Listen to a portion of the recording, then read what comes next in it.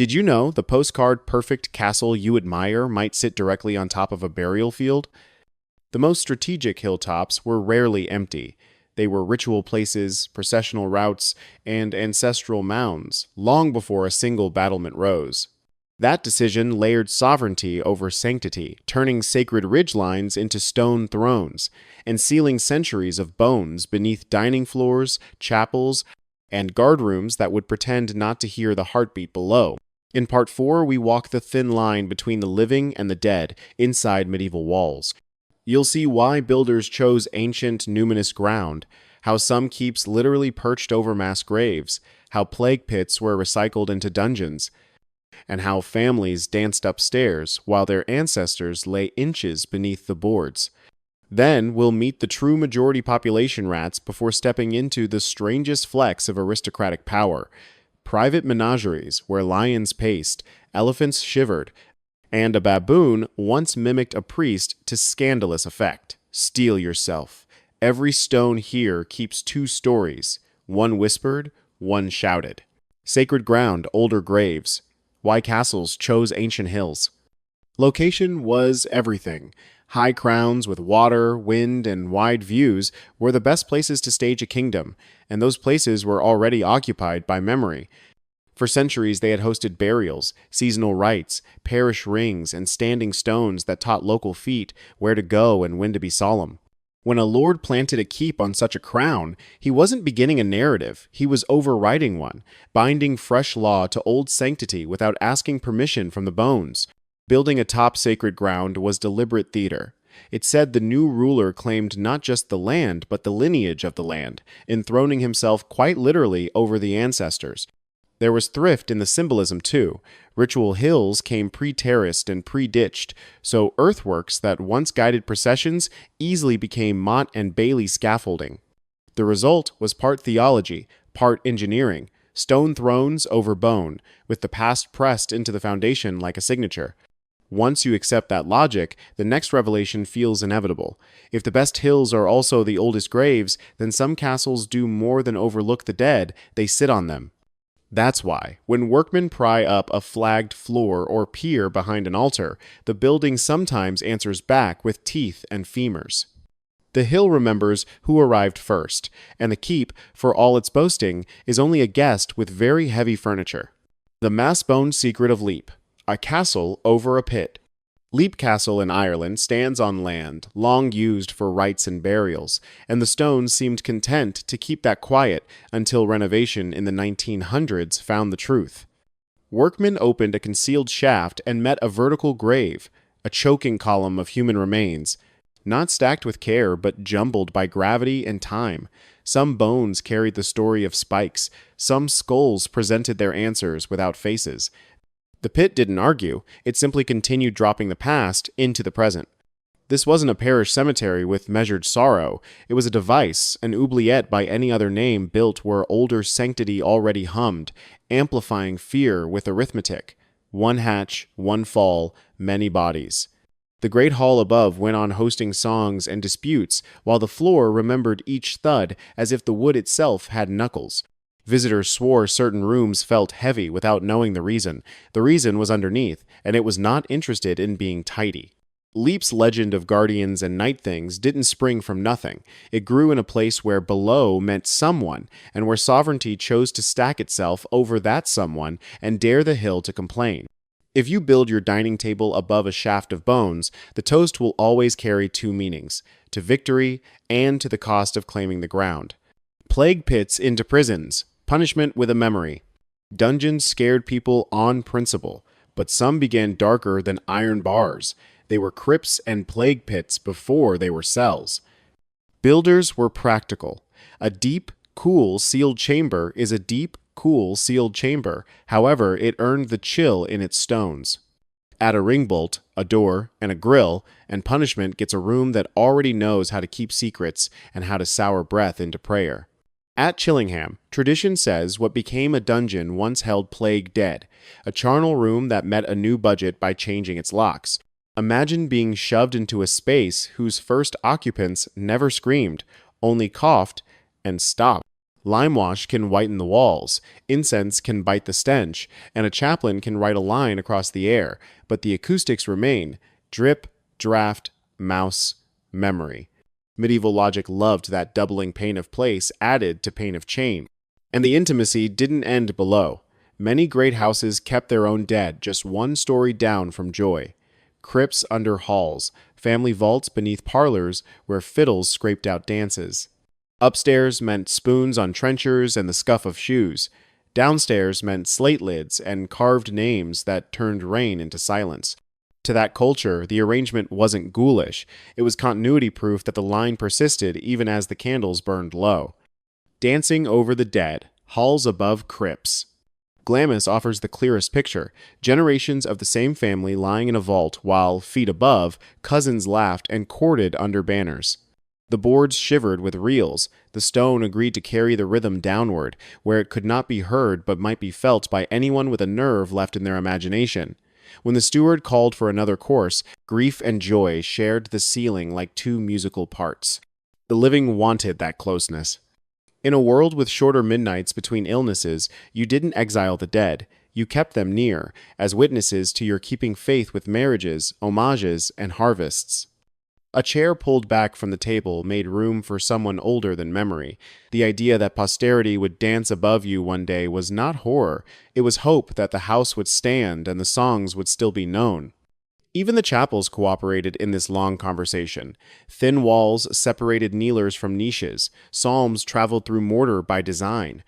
Small vents, barely the width of a finger, connected air between altar and bone so that incense could cross and make a promise out of smoke. The wall was not a barrier. It was a sieve for care. Perfume for the dead. Chapels with thin walls. Medieval chapels inside castles often treated separation as a technicality. A few inches of ashlar and lime divided the living from the honored, and that was intentional. Grace, they believed, moved with breath. Builders timed the acoustics so a reader's psalm thudded gently through, and they placed kneelers where stone gathered and handed on sound like a bowl. Incense did the rest. Craftsmen bored discreet sharing holes so clouds from the censer could pass into the crypt and back again, perfuming remembrance with frankincense and myrrh. To modern noses, it's air freshener. To theirs, it was ministry, a small courtesy to those who could not answer, and a reminder to those who could that walls are temporary. When the smoke curled, the room included everyone the house had kept. Disturb that architecture of memory and stories ignite. Dover's 13th century expansions rattled old Saxon graves, and accounts say crews laid down tools until reburial was handled properly. Night sightings followed, as they always do when people feel the contract with the ground has been broken. To the medieval mind, ancestors nearby could be guardians as much as phantoms. Honor them and they shield the work. Slight them and your mortar fails in the rain. Guardians, ghosts, and working with bones. The politics of bones was also labor politics. A foreman who scoffed at rights might find no one to swing a pick by morning, while a prudent chaplain with a procession and a few words could keep an entire curtain wall on schedule. The dead, in this sense, were part of the payroll, not paid in coin, but in courtesy sufficient to keep nerves steady and hands honest. A castle that forgot its dead often found its scaffolds strangely empty. Dover's stories of figures pacing the trenches at night were less about terror than about etiquette. When men say, "we saw them," what they often mean is, "we felt the place complain."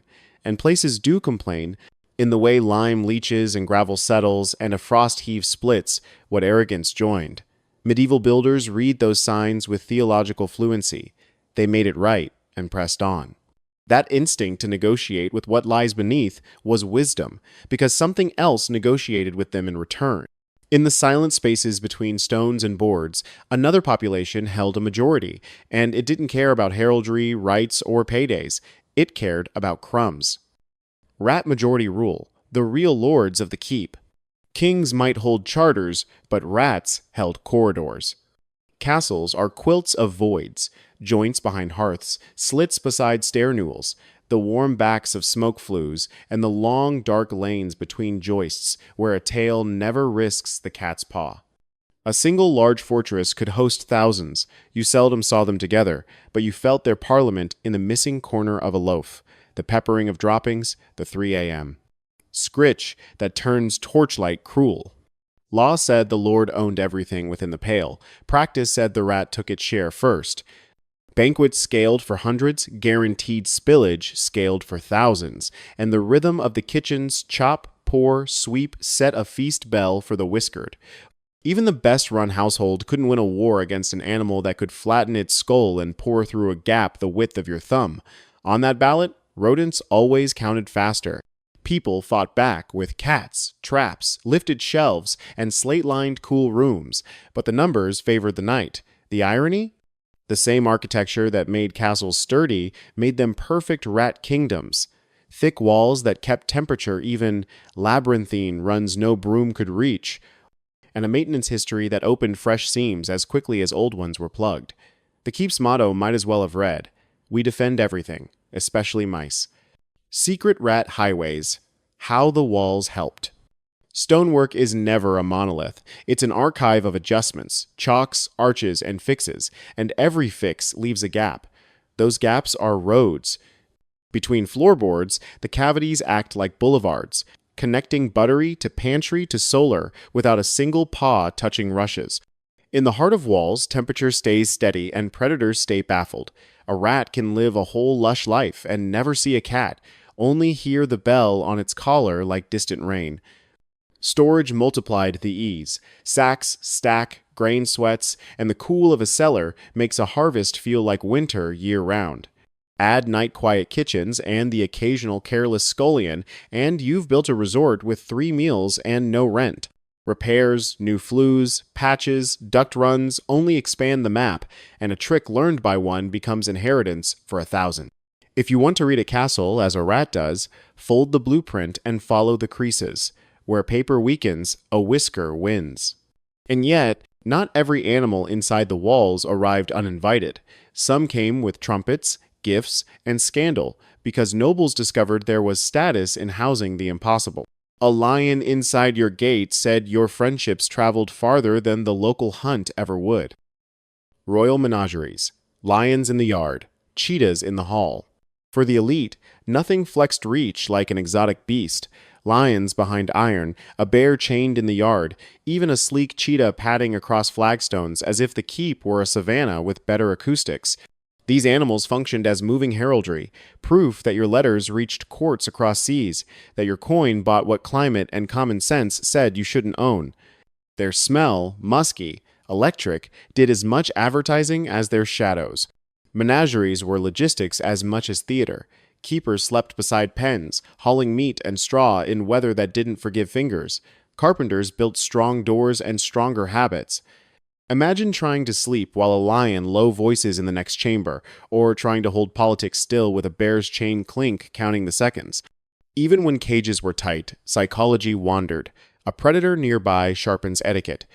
And sometimes the spectacle walked too far. There are periods when a cheetah was treated like a courtier's exquisite pet, patted on a leash or loosed for hunts.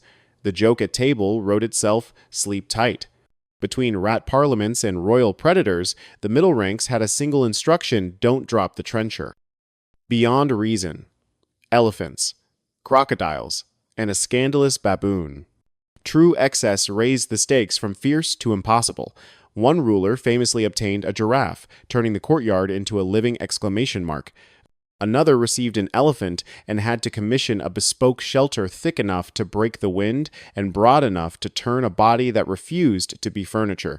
The poor beast lasted only a couple of winters, a sad footnote that says more about latitude than luxury.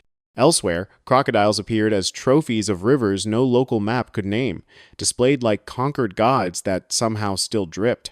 And then there was the baboon, who watched the castle chaplain too closely and learned to mimic the blessing hands, cadence, and all triggering a miniature scandal that did nothing to improve clerical moods. These were not zoos for learning. They were theaters where money burned itself into legend and hay. The message was simple and expensive. We can. Meat by the carcass, straw by the cart, carpenters by the dozen each day was a new entry in the ledger of pride. And still, beneath all that spectacle, the rat counted votes in the walls, and the dead kept counsel under the chapel. That is the castle truth. Empires above, empires below, and the living trying to dine between them. A castle is a layered organism stone that talks loudly and bone that whispers back. We have now reached 40 facts. Sites chosen because the ancestors got there first. Pits of the uncounted beneath halls of the well-fed. Chapels that breathed incense through a wall into memory. Rodent nations with secret highways. And menageries where lions paced in borrowed climates while servants did the math. Supremacy here was never just on the battlements. It lived under the floorboards and behind the plaster, in scents, echoes, teeth, and names carved thin. Next time, we crack open the medieval armory of pain, from skull-crushing warhammers to the riotous chain flail of peasant revolts. If this episode made your skin prickle, share it. Drop a comment. In a castle where rats vote with teeth and a baboon copies a priest's blessing, which neighbor would you fear more? Hit subscribe with the bell so you don't miss part 5. The stones still have more to say, and the smell still needs no words.